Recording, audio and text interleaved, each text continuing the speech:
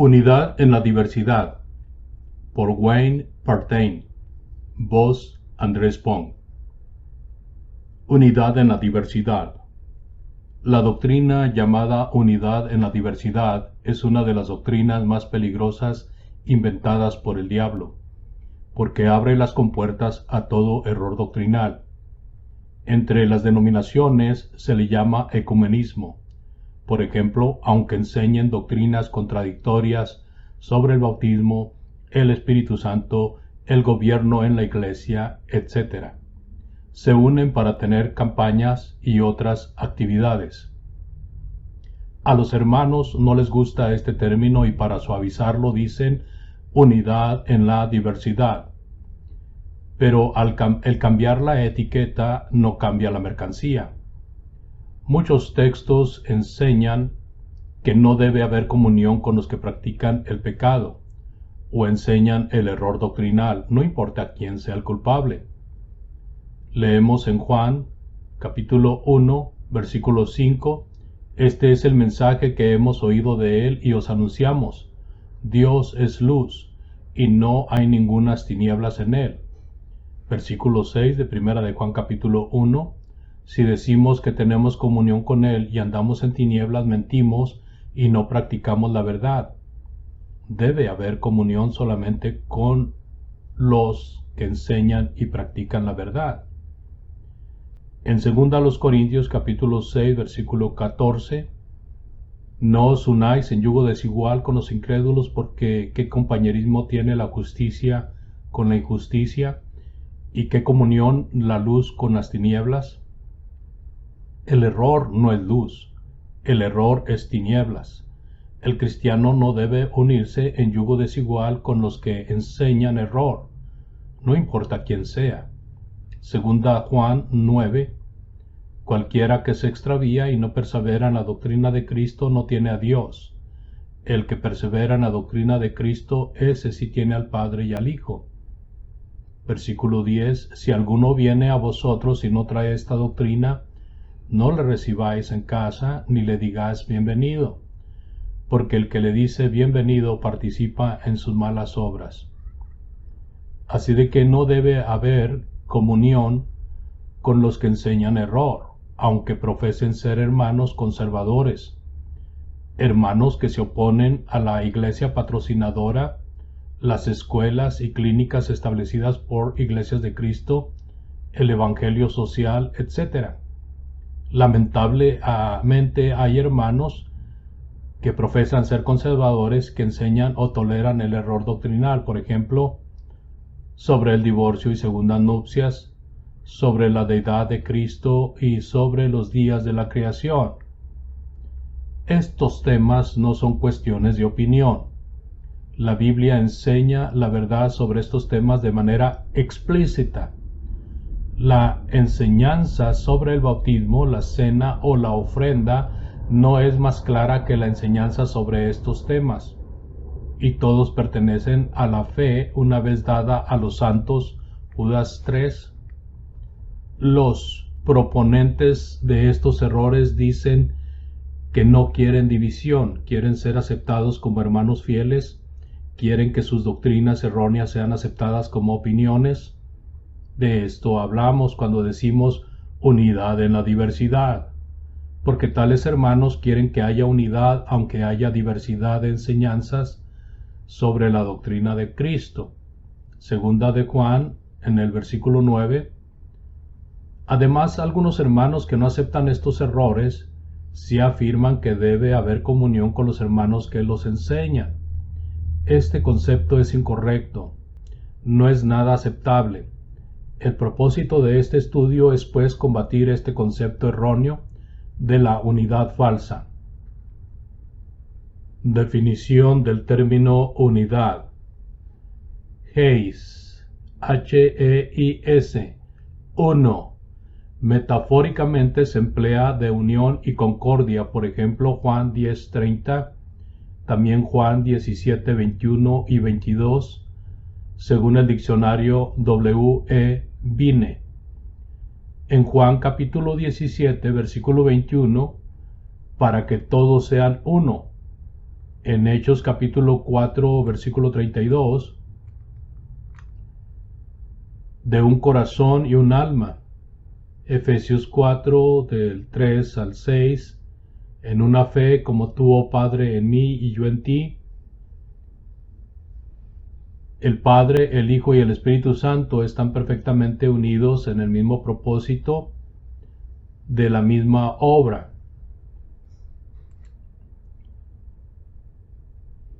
Podemos considerar el capítulo 8, versículo 19, y también el capítulo 14, versículo 7. Los que conocen a Cristo, conocen también al Padre.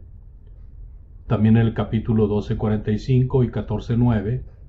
Los que vieron a Cristo, vieron al Padre. Capítulo 12, versículo 44. Los que creen en Cristo, creen también en el Padre. Capítulo 14, versículo 21 al 24. Los que aman a Cristo aman al Padre. Capítulo 13, versículo 20. Todos estos versículos de Juan, el Evangelio de Juan. Los que reciben a Cristo reciben al Padre. Vea capítulo 5, 23. Los que honran a Cristo honran al Padre. Vea el 15, 23. Los que rechazan a Cristo rechazan al Padre. Que también ellos sean uno en nosotros, para que el mundo crea que tú me enviaste. ¿Ruega Jesús solamente por la unidad de sus discípulos entre sí? No, sino que seamos uno en el Padre y en el Hijo. Muchos grupos están unidos entre sí y se jactan de esa unidad, pero la oración de Jesús no tiene nada que ver con la unidad de religiones humanas. El ser uno en el Padre y en el Hijo requiere la sumisión.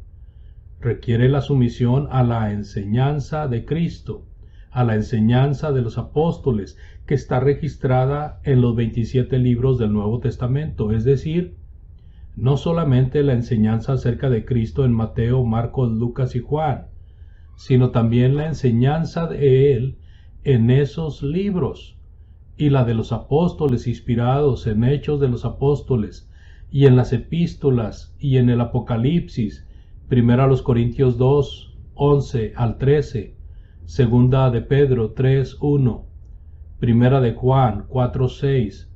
Los que se apartan de la verdad se apartan de Dios y también de los discípulos fieles. Cuando los discípulos de Cristo se extravían y no perseveran en la doctrina de Cristo, segunda Juan 9, se alejan de Dios e ineludiblemente se alejan los unos de los otros, y al hacerlo ya no promueven la causa de Cristo, sino la causa de Satanás. Pablo explica cómo evitar y cómo corregir la división. Cuando recibiste la palabra de Dios que oíste de nosotros, la recibiste no como palabra de hombres, sino según es en verdad la palabra de Dios. Primera Tesalonicenses 2:13. Que habléis todos una misma cosa. Primera a los Corintios 1:10. Solícitos en guardar la unidad del Espíritu en el vínculo de la paz. Un cuerpo y un espíritu, una misma esperanza, un Señor, una fe, un bautismo, un Dios y Padre. Efesios 4 del 3 al 6. Cristo no oró por la unión de las muchas denominaciones, porque estas iglesias son establecidas por los hombres, son humanas en todo sentido, en nombre, en organización, en doctrina, en culto y en propósito, o sea, en obra. En realidad, los fundadores y proponentes de tales iglesias ni siquiera buscan la unidad, no creen que sea posible ni deseable. Cada religión defiende su derecho de existir y de trabajar para su crecimiento. No creen que la doctrina sea la base de la unidad y creen que su organización, o sea, la iglesia, la organización de la iglesia, ellos creen que es cosa insignificante. En cuanto al culto, creen que hay completa flexibilidad y libertad, pues todo grupo simplemente hace lo que agrade a los feligreses y lo que les pueda ayudar a ganar más miembros. La religión más popular del tiempo moderno es el pentecostalismo, porque su llamado culto es nada más una libre expresión de las emociones.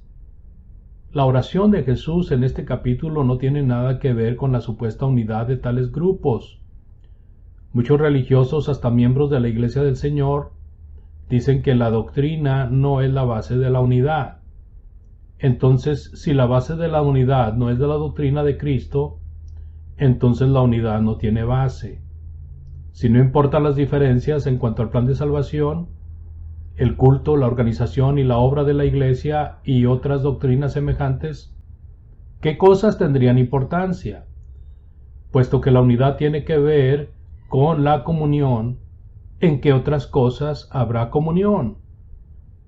La verdad es precisamente en estas cosas: la doctrina, el culto, la organización y la obra de la Iglesia. Debe haber unidad, pero no puede haber unidad entre las denominaciones porque rechazan esta base bíblica.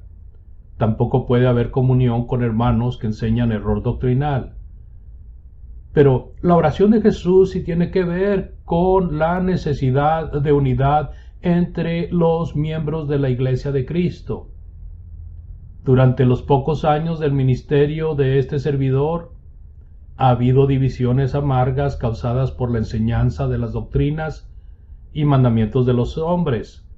Por ejemplo, el establecimiento de instituciones e iglesias patrocinadoras que se encargan del dinero de muchas, potencialmente de todas las congregaciones, para hacer obras de edificación, evangelismo y benevolencia.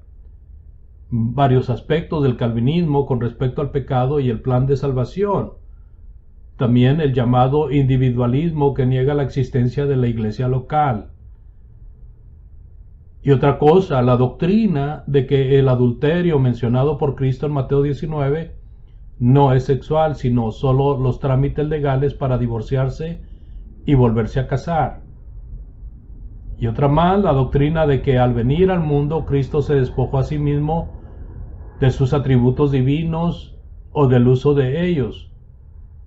Y una más, la doctrina de que los días de Génesis 1 son periodos largos, edades geológicas de millones de años. Todos estos errores afectan la comunión y causan divisiones en la iglesia. Los hermanos liberales son los que no respetan la autoridad de Cristo y los apóstoles con respecto a la naturaleza, organización y obra de la iglesia y otras prácticas. No conservan el patrón apostólico, segunda a Timoteo 1:13. Es triste leer los comentarios de estos mismos hermanos acerca de la división. Por ejemplo, es precisamente en la cuestión de división que la Iglesia de Dios está más indefensa en el tiempo presente. Ninguna cosa produce más infidelidad e injusticia que las doctrinas conflictivas de los profesados seguidores de Cristo. Por medio de multiplicar las divisiones, Satanás ha evitado que innumerables millones obedezcan el Evangelio. Esto lo dice James Burton Kaufman. El espíritu de esta oración es totalmente ajeno al espíritu faccioso que frecuentemente caracteriza a los miembros de la Iglesia, y los que promueven partidos, facciones y divisiones en el cuerpo del Señor son culpables de pecado grave. 2 de las 5 peticiones son por la unidad del pueblo del Señor.